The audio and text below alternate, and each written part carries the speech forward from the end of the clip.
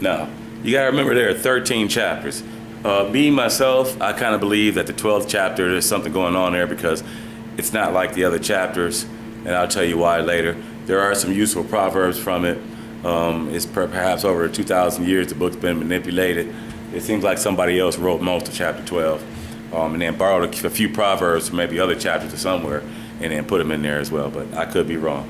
But anyway, there are 13 chapters, and you need to know how each chapter relates to each other. All the chapters are related, and using this book effectively, you have to really know at least a decent amount of every chapter, because every chapter pertains to any moment at any given time. Any chapter can be relevant, and they're all important.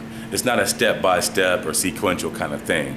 It's more of like all of the ingredients to a cake or a dish you might eat or something.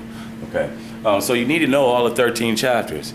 Let's start with the first one, strategic assessments. All right, so we have strategic assessments, and you probably know what that means, or if you don't, let's think about what that means. Well, we know strategic just means strategy, and assessments was when you assess, when you look to see what the state of something is, right? Like your competition. Are they better than you or worse, right? So that's what that's all about, okay? And I did go over a few proverbs from chapter 1, and I am going to still tell you all about the Harry Lorraine memory techniques where you can memorize 100 proverbs, the ones that I think are the most important 100, and go over this every day.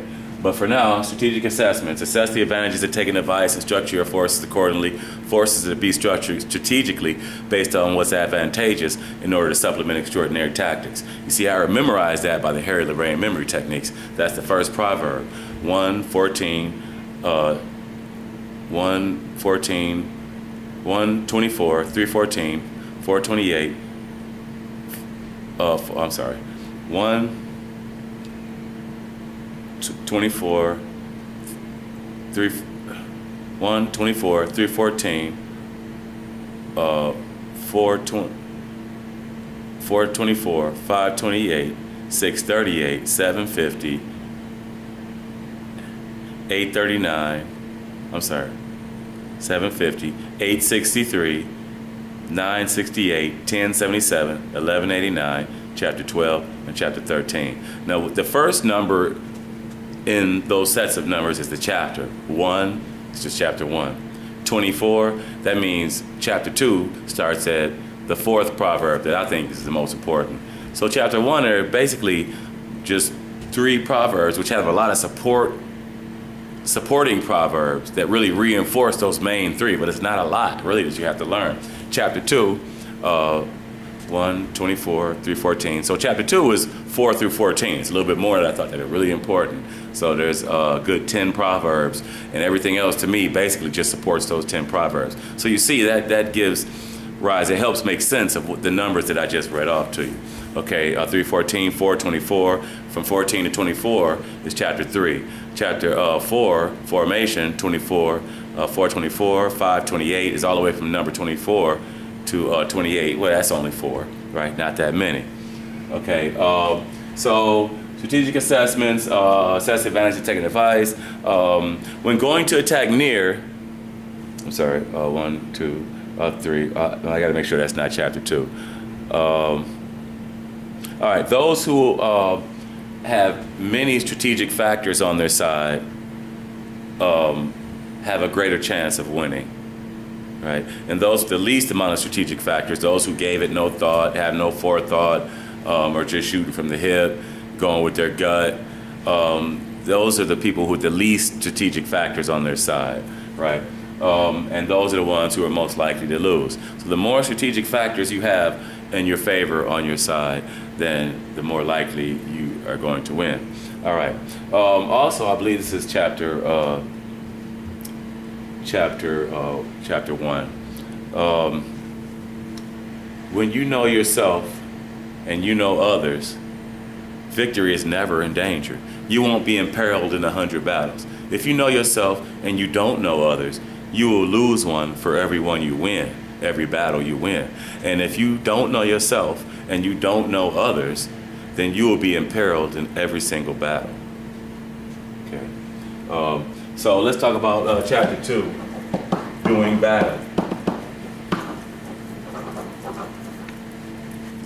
Chapter 2, doing battle, is exactly what it says, doing battle. The things you need to think about concerning doing battle, right?